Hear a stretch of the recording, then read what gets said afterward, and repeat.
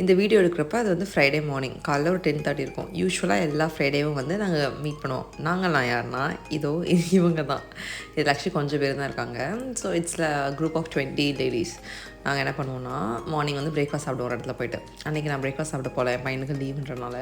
So அப்படியே நாங்கள் வந்துட்டு கதை பேசிட்டு ஒரு 12 மணிக்கு கிளம்பிட்டோம். லைஃப்பில் ரொம்ப நல்லாயிருக்கும் தெரியுமா, நமக்கு கேர்ள்ஸ் இருக்காங்க ஃப்ரெண்ட்ஸாக. ஸோ அவங்ககிட்ட பேசிட்டு அவங்கள்ட்ட டைம் ஸ்பெண்ட் பண்ணிவிட்டு நம்ம ஸ்டோரிஸ்லாம் ஷேர் பண்ணிவிட்டு நம்ம கூட சேர்ந்து சிரிக்க, நமக்கு வந்து கஷ்டமாக இருந்தால் அதெல்லாம் ஒன்றும் இல்லை சரியாயிடுன்னு சொல்ல, இந்த மாதிரி இருந்தால் ரொம்ப நல்லாயிருக்கும்ல. And I'm feeling very very blessed to have them in my life. And அந்த வீடியோ நீங்களும் பார்த்துட்டு இருந்தீங்கன்னா உங்களுக்கும் அந்த மாதிரி ஒரு கேங் அமைய வாழ்த்துக்கு.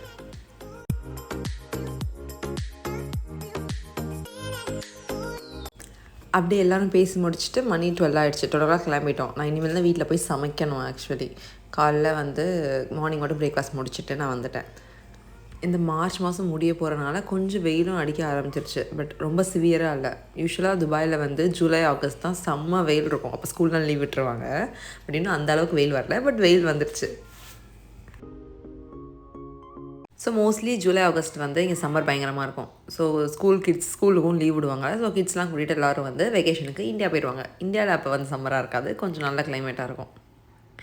வீட்டில் வந்து பார்த்தா என் ஹஸ்பண்ட் வந்து மிக்ஸி வந்து க்ளீன் பண்ணிட்டு இருந்தார். என்னென்னு கேட்டால் என் பையன் வந்து பசிக்குதுன்னு சொன்னான். என்னமோ இல்லை ஏதோ கேட்டானே என்னது கிரவுண்ட்நட்டில் உருண்டை பண்ணுவாங்கள்ல, கடலை உருண்டை பண்ணி தர போகிறேன்னு சொல்லிட்டு இருந்தார். கடலை உருண்டை வந்து நான் எங்கள் வீட்டில் செஞ்சு சாப்பிட்டதில்ல. பட் நான் கல்யாணம் ஆகி போனதில் என் மாமியார் அவங்க வீட்டில் வந்து கடலை உருண்டைலாம் செய்வாங்க, நல்லாவே செய்வாங்க, நல்லா டேஸ்ட்டாக இருக்கும். ஸோ அதனால் என் ஹஸ்பண்ட் கடலை உருண்டை செஞ்சிட்ருக்காரு. அவர் ரொம்ப நேரமாக மிக்ஸி க்ளீன் பண்ணிட்டே இருந்தார் நான் சமைக்கிற வரைக்கும். நான் வெளியில் போகிறதுக்கு முன்னாடியே வந்து சாப்பாடு ஊற வச்சுட்டு தான் போயிருந்தேன். சாப்பாடும் கேரட்டும் குட்டி குட்டியாக கட் பண்ணி வச்சுட்டு போயிருந்தேன். ஸோ வந்தோடனே டக்குன்னு சமைச்சிடலான்னு சொல்லிட்டு. ஸோ இந்த கேரட் காய் வந்து ரொம்ப ஈஸி. நீங்கள் கேரட்டை வந்து பொடி பொடியாக கட் பண்ணால் மட்டும் போதும். ஜஸ்ட்டு நீங்கள் தாளிச்சிட்டு அந்த கேரட்டை அப்படியே போட்டுடலாம். தாளிக்க ஒன்றும் இல்லை, எண்ணெய், கடுகு, உளுந்து, கருவேப்பிலை, அப்புறம் ஒரே ஒரு காஞ்ச மிளகா, இது மட்டும் போட்டு மூடி வச்சுட்டா ஒரு 3 மினிட்ஸில் ரெடி ஆகிடும். ஓகே, இதில் முக்கியமானது வந்து பொடி பொடியாக கட் பண்ணியிருக்கணும். அப்படி கட் பண்ணால் சட்டுன்னு வெந்துடும். பொட்டேட்டோ ஃப்ரை மாதிரியே இருக்கும் டேஸ்ட்டு. இங்கே வந்து கடலை உருண்டை போயிட்டுருக்கு.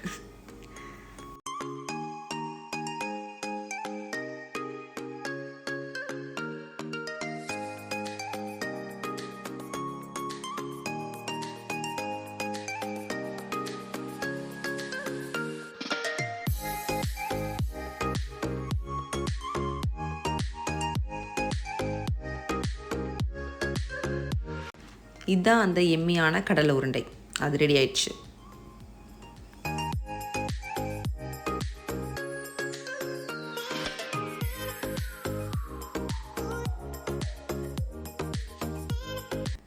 இப்போ நம்ம கேரட்டுக்கு வரலாம். ஆக்சுவலி ஆல்மோஸ்ட் வந்து இது குக் ஆகிடுச்சு. இப்போ பார்த்தீங்கன்னா அது குக் ஆகிருக்கும் நீங்கள் சாப்பிட்டு பார்த்தீங்கன்னா. பட் நமக்கு இது மட்டும் போதாது, குக்கானது மட்டும் போதாது. அதுக்கப்புறம் ஒன்று இருக்குது, என்னென்னு சொல்கிறேன்.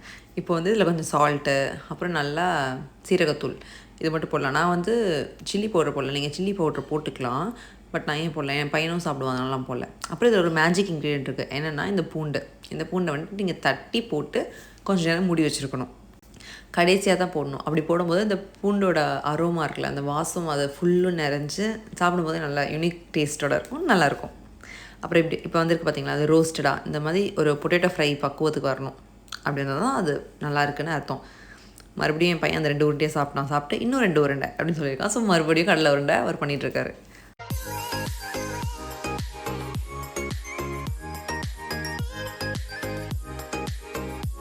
நான் இன்னும் கொஞ்சம் ரோஸ்ட் ஆகட்டுன்னு சொல்லிட்டு இன்னும் அடுப்பில் ஒரு 1 மினிட் வச்சுருந்தேன்.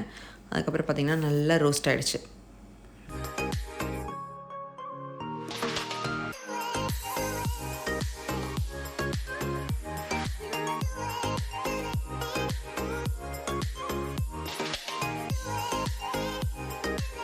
இதுதான் நம்மளோட அந்த ஃபைனல் எம்மி கேரட் பொரியல்.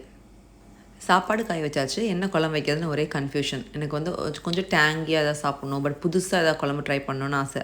அப்போ நான் யூடியூப்பில் பார்த்துட்டு இருந்தபோது எனக்கு ஒரு குழம்பு தான் கண்டுபிடிச்சேன். என்ன குழம்புனா பூண்டு கருவேப்பிலை குழம்பு. அதுக்கு தேவையானது 2 இன்க்ரீடியன்ஸ் தான். கருவேப்பிலை, பூண்டு, அப்புறம் இல்லை 3 இன்க்ரீடியன்ஸ். கருவேப்பிலை, பூண்டு, அப்புறம் வந்து இந்த ஆனியன்.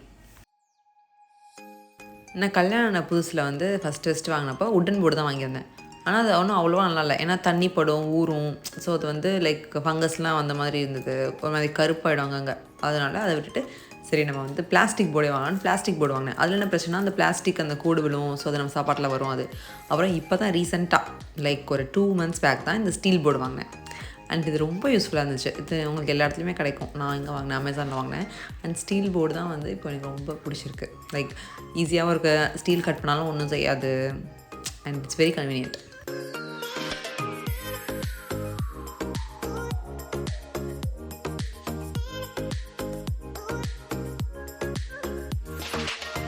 ஓகே, நம்ம இப்போ குழம்பு செய்ய ஸ்டார்ட் பண்ணிடலாம். இதுக்கு ஃபஸ்ட்டு வந்து கருவேப்பிலை. நான் வந்து 2 பேருக்கு செய்கிறேன். ஸோ இந்த கறி லீவ்ஸ் வந்து நீங்கள் ஃபஸ்ட்டு ரோஸ்ட் பண்ணிக்கணும். சும்மா எண்ணெய்லாம் விடாமல் சும்மா தனியாக ரோஸ்ட் பண்ணிவிட்டு நல்லா இந்த மாதிரி ரோஸ்ட் ஆகிடணும். இதுக்கப்புறம் வந்து இதை எடுத்து நீங்கள் மிக்சியில் போட்டு அரைச்சிக்கணும். குறைன்னு அரைச்சா போதும், தண்ணி ஊற்றிலாம் அரைக்கக்கூடாது, ஜஸ்ட்டு சும்மா குறைன்னு அரைச்சிக்கணும்.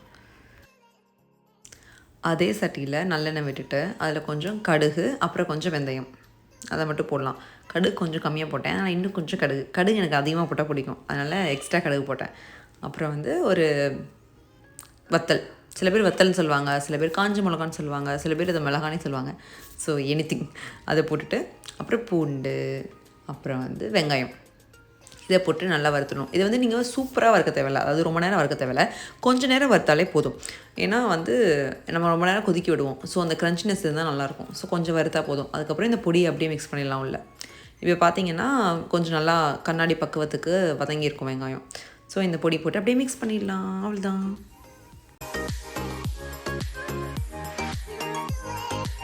அவ்வளோதான் இல்லை. அப்புறம் தக்காளி ஆட் பண்ணணும். இந்த 2 தக்காளி எடுத்துகிட்டு மிக்சியில் போட்டு எடுத்துக்கோங்க. ஏன் மிக்சியில் போடுறோன்னா வந்து ஸோ அந்த குழம்பு வந்து நல்லா பேஸ்டியாக வரும், இல்லைனா தக்காளி அங்கங்கே இருக்கும், அதனால்.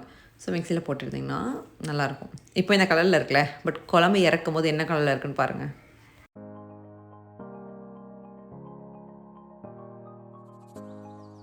இந்த ஸ்டேஜில் வந்து உப்பு, அப்புறம் வந்து ஒரு காஷ்மீரி சில்லி தூள், அப்புறம் ஒரு டேபிள் ஸ்பூன் வந்து வீட்டில் யூஸ் பண்ணுற கறி மசாலா, அதை போட்டுடணும். அதை போட்டு நீங்கள் நல்லா இதை மிக்ஸ் பண்ணிங்கன்னா ஒரு நல்ல ஒரு கிரேவி ஸ்டேஜுக்கு வரும், எண்ணெய் பிரிஞ்சு.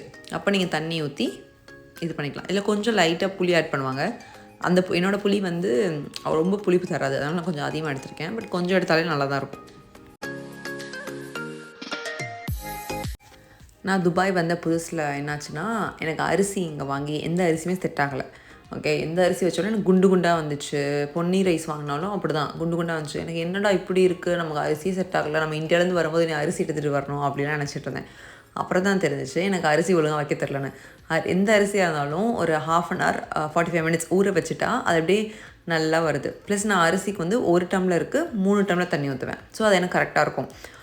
ஒரு 45 minutes ஊற வச்சுருவேன் அதே தண்ணியோட. அப்படி குக்கரையில் ஊற வச்சுருவேன். அப்புறம் குக்கர் ஆன் பண்ணிவிட்டு ஒரு விசில் வந்தோடனே 7 minutes சிம்மில் வைப்பேன். அப்படியே அரிசி நல்லா போலன்னு நல்லா ஒல்லியாக கரெக்டாக வரும். அதை நான் வந்து கண்டுபிடிக்கவே எனக்கு இந்த 1 year ஆயிடுச்சு. துபாய் வந்து இந்த 1 yearல இதான் கண்டுபிடிச்சி.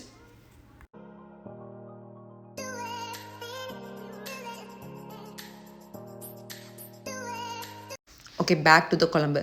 இப்போ பார்த்தீங்கன்னா எண்ணெய் பிரிஞ்சு வந்திருக்கும். அந்த குழம்பு நம்மளை ஏமாற்றும், ஆனால் நம்ம ஏமாறக்கூடாது. மறுபடியும் மூடி வச்சிடணும். கொஞ்சம் இடையில கிண்டிக்கோங்க. மறுபடியும் கொஞ்சம் நேரம் கழிச்சு ஓப்பன் பண்ணிங்கன்னா நல்லா எண்ணெய் பிரிஞ்சு வந்திருக்கும். ஸோ அங்கே பச்சை கறி லீவ்ஸை தூவி விட்டுட்டு இறக்கிடலாம், அவ்வளோதான் முடிஞ்சிச்சு. அப்புறம் சட்டி கிளீன் பண்ணும்போது கொஞ்சம் அங்கங்கே ஒட்டி இருந்துச்சு. ஸோ அதை வந்து நான் கொஞ்சம் ரைஸ் போட்டு சாப்பிட்டேன். நார்மலாக சாப்பிட்றத விட இப்படி சாப்பிட்டா தான் அதோட டேஸ்ட் அதிகமாக இருக்கும் இல்லை?